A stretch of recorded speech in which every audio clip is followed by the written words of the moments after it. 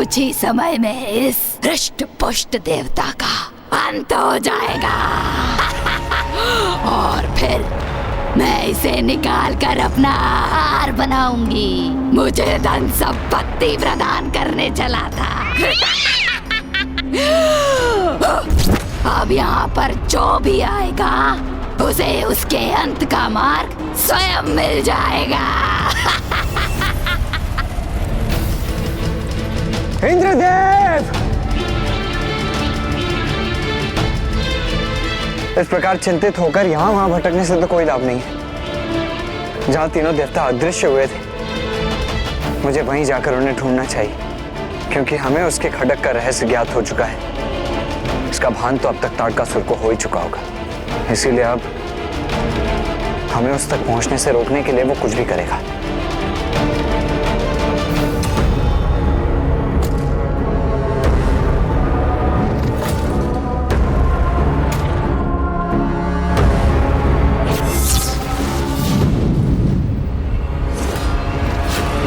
रुकिए देवगण, इन पर आक्रमण मत कीजिए।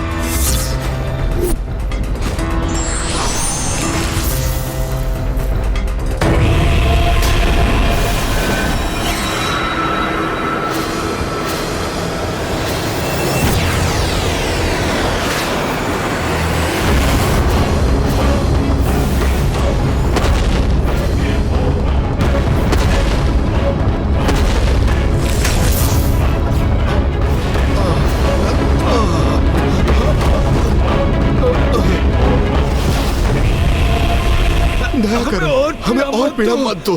मूर्ख ऋषियों, मैंने तुम्हें यहाँ शरण दी और तुमने उस कुमार कार्तिकेय को और उसके समूह को यहाँ से जाने दिया। और तुम सब भी स्वयं ही शाप से मुक्त हो गए। ऐसी कृतज्ञता करने का परिचय दिया तुमने। अब मैं सर्वप्रथम उस कुमार कार्तिकेय को उचित पाठ पढ़ाऊंगा और फिर यहाँ लौटकर तुम सभी को ऐसी यंत्रणा दूंगा कि सदा तुम्हें इसका स्मरण रहेगा। स्मरण रहेगा तुम्हें।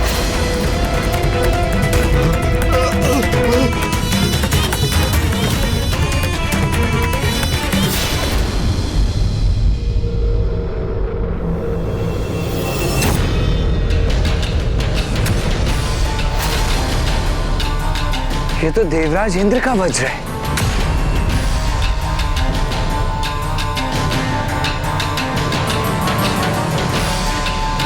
यदि ये वज्र यहाँ है तो अवश्य देवताओं का कोई और संकेत भी होगा यहाँ।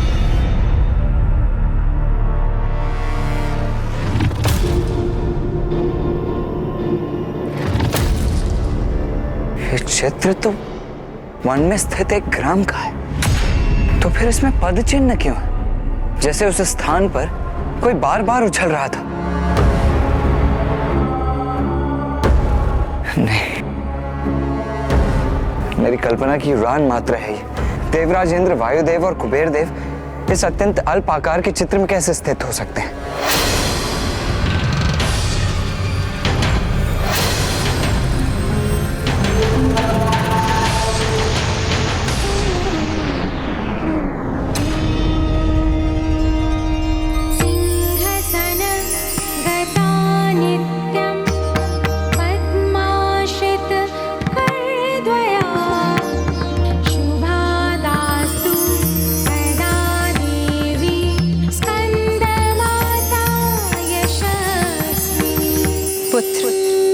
बुद्धि को सीमित करना सफलता के मार्ग को बाधित करने के समान है। तुम्हारे मन में ये विचार क्यों उत्पन्न हुआ कि इस लघु आकार के चित्र में देवराज इंद्र, वायुदेव और कुबेर जी समाहित नहीं हो सकते? किंतु माता, देवताओं का विशाल आकार इस चित्र में कैसे समा सकता है? पुत्र, इस संसार में ना कुछ छोटा है ना बड़ा, आकार ही सब कुछ नहीं होता। जब ऋषि अगस्त्य इतने विशाल सागर के जल का पान करने में सक्षम, नारायण के अवतार वामन जी ने संपूर्ण ब्रह्मांड को अपने 3 पग में नाप लिया तो इंद्र आदि देवता इस चित्र में स्थित क्यों नहीं हो सकते पुत्र?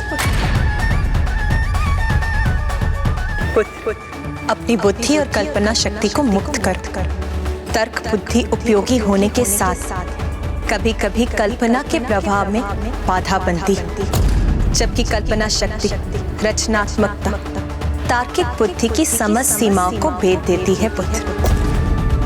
धन्यवाद माता।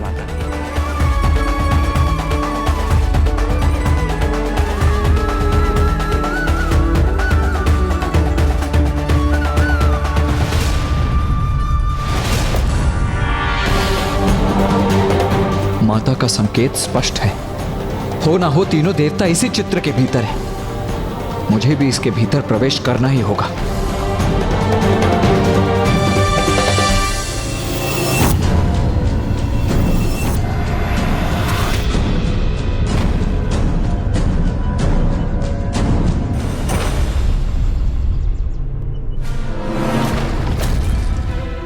अवश्य ये पदचिन्ह मुझे वहां पहुंचाएंगे जहां तीनों देवता स्थित हैं।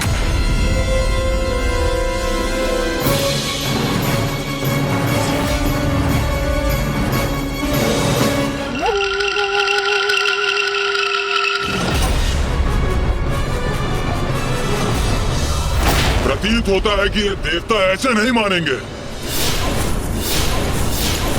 महाराज तारकासुर इस चित्र के स्वामी हैं, इसीलिए यदि कोई और इसमें प्रवेश करेगा तो दंड स्वरूप वो हमारा आहार बनता है।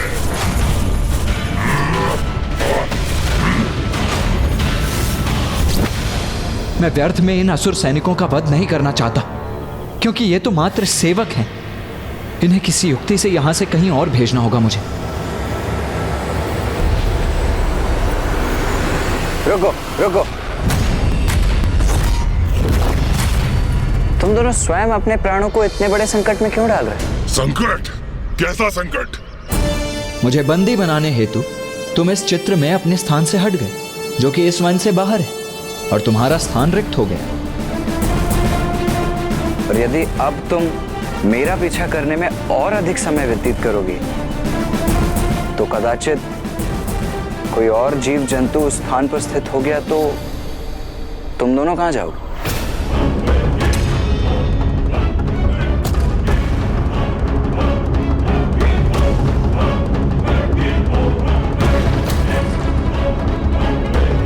देखो, मैं इंद्रदेव, वायुदेव और कुबेर देव तो इस चित्र के भागी नहीं है, किंतु हमें पकड़ने की लालसा में तुम्हें अत्यंत भीषण परिणाम का सामना करना पड़ सकता है,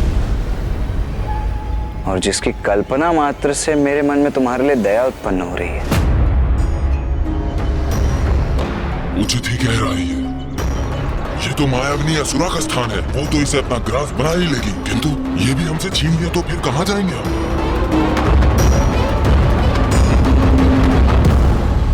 हम तो अभी लौटकर पुनः अपने स्थान पर स्थित हो जाएंगे, किंतु तुम्हारा यहाँ क्या परिणाम होगा वो किसे ज्ञात है?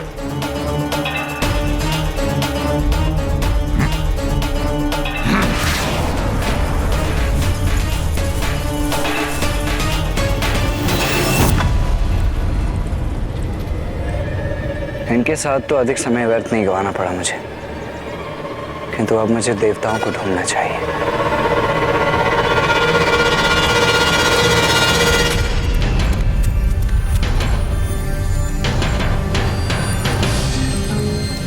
ये कैसे स्थान पर पहुंच गया हूं मैं? अब ये भी ज्ञात नहीं कि देवराज इंद्र और कुबेर जी कहां होंगे।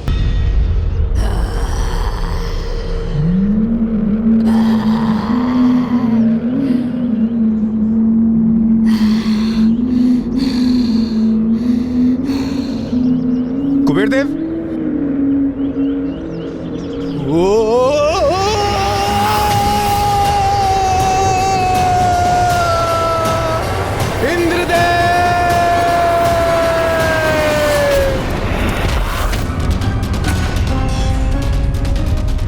ये तो वायुदेव का स्वर है।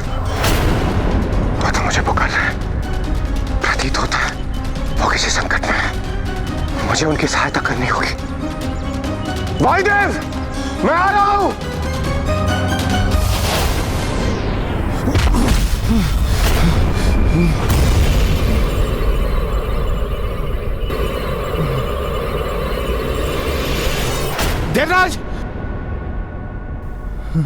कुबेर देव, आप हैं यहाँ?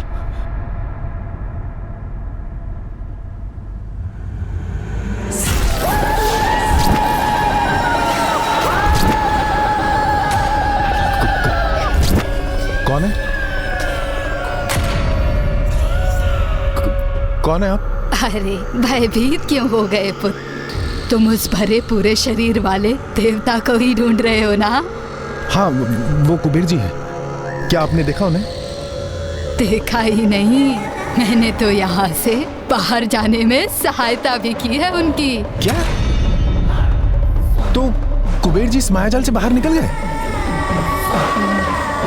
तो कृपा कर आप मुझे इस मायाजाल से बाहर जाने का मार्ग दिखा सकती हैं? हाँ हाँ पुत्र, अवश्य दिखा दूंगी, किंतु उसके लिए तुम्हें भी उस देवता के समान मेरे एक प्रश्न का उत्तर देना होगा। वायुदेव कहाँ है आप? वायुदेव! मैं सत्य कहूं तो अभी किसी भी प्रश्न का उत्तर देने की अवस्था में नहीं हूं। अच्छा अच्छा, आओ मेरे साथ। अरे संभालिए अपने आप को।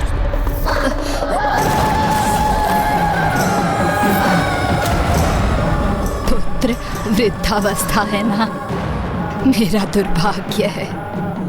जल का पान करना चाहती हूँ। कूप भी है यहाँ, पर कूप से जल निकालने का सामर्थ्य शेष नहीं है इस वृद्ध शरीर। तो आप मुझे बताइए ना, मुझसे कहिए ना आप, मैं आपके लिए जल निकाल कर ला दूंगा। आपका कूप कहाँ है? वहाँ।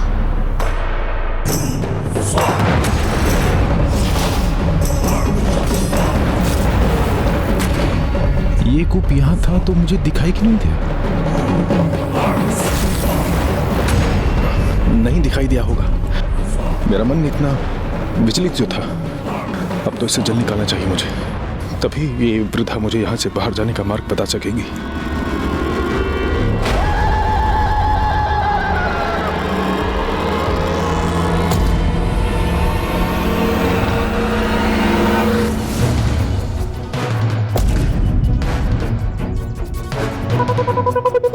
वायुदेव!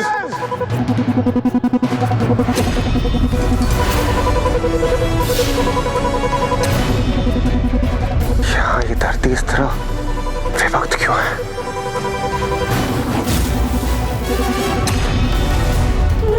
अब तुम भी जाओगे इसके भीतर, मूर्ख।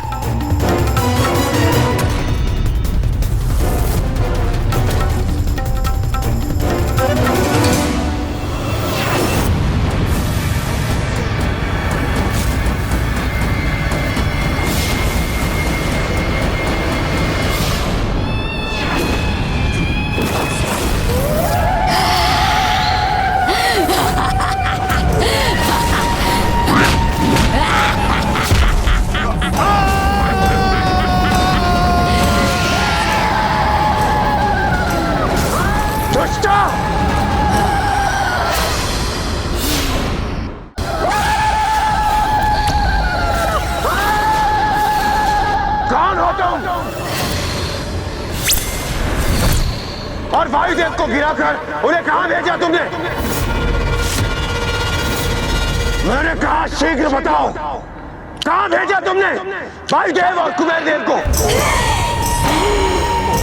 चिंता मत करो, शीघ्र तुम्हारी भेंट होगी उनसे।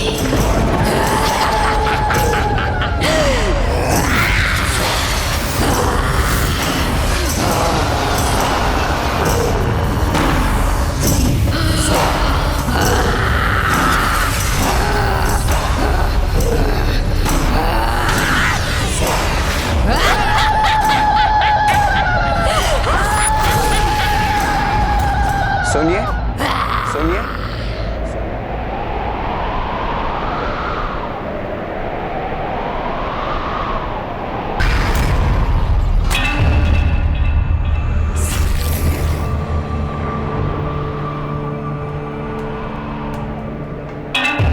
आपको कष्ट देने के लिए मैं क्षमा चाहता हूँ, किंतु क्या आपने मेरे मित्रों अर्थात तीनों देवताओं को यहाँ से जाते हुए देखा है?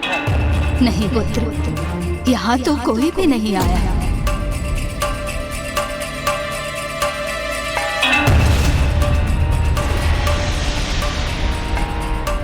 ये पदचिन्ह तो उस कूप की ओर जा रहे हैं। मुझे ऐसा क्यों आभास हो रहा है जैसे ये वृद्ध असत्य कह रही हो। अच्छा, कोई बात नहीं, धन्यवाद। मैं कहीं और ढूंढता हूँ।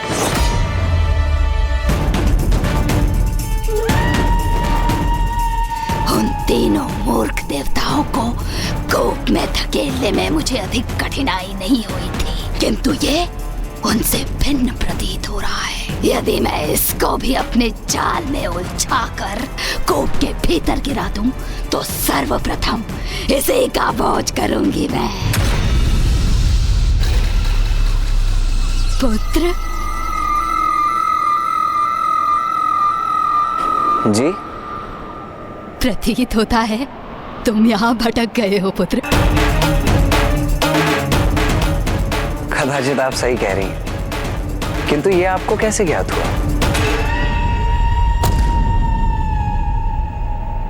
बस एक अनुमान था मेरा। मैं तुम्हें यहाँ से बाहर जाने का मार्ग दिखा सकती हूँ। तब तो मैं आपका बड़ा आभारी रहूंगा।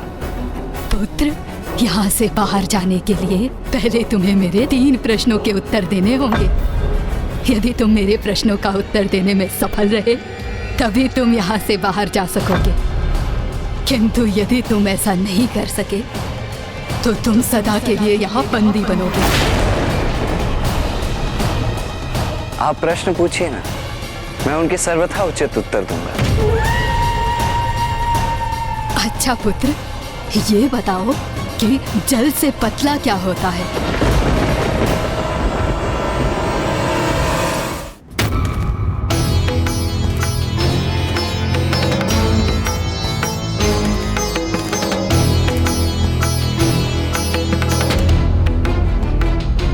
ज्ञान।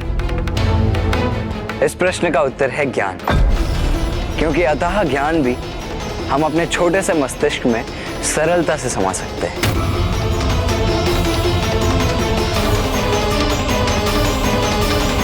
अच्छा तो पुत्र, अब ये बताओ, अग्नि से तीव्र क्या होता है?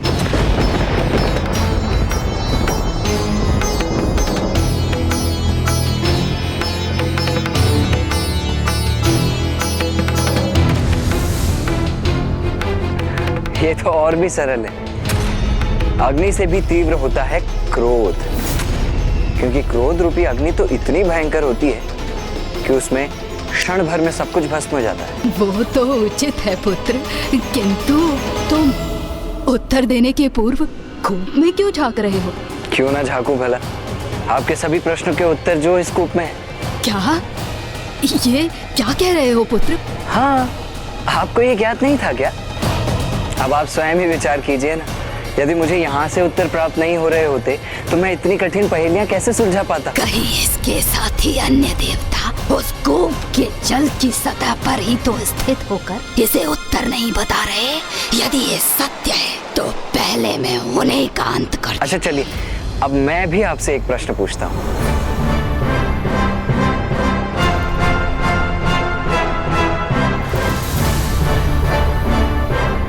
अच्छा ये बताइए, भूमि से भी अधिक भार किस में होता है?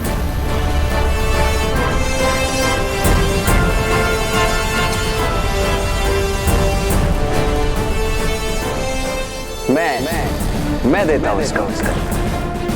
भूमि से भी अधिक भारी होते हैं पाप, वही पाप जो आप कर रही हैं, निर्दोषों को इस कूप में ढकेल कर।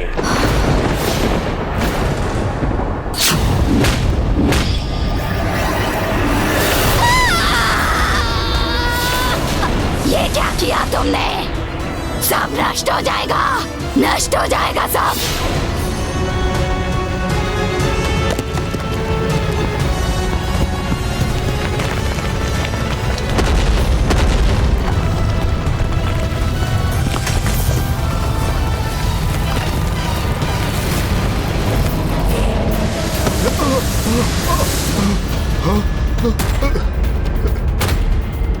अंततः चित्र से हम तीनों तो बाहर आ गए, परंतु कुमार कार्तिकेय वो कहाँ है?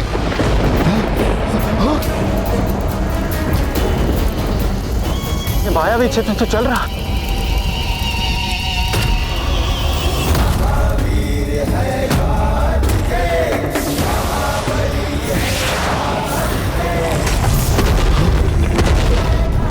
हमें इस माया जाल से मुक्त कराने के लिए आपका कोटि कोटि धन्यवाद कुमार कार्तिकेय।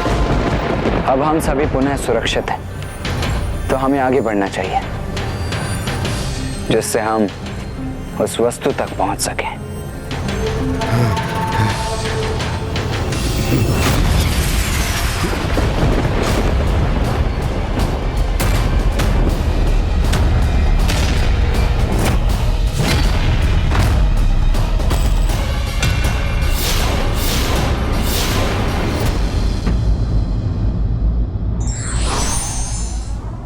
बुद्धि के प्रयोग से हम बड़े संकट का भी सामना कर उसे टाल सकते हैं।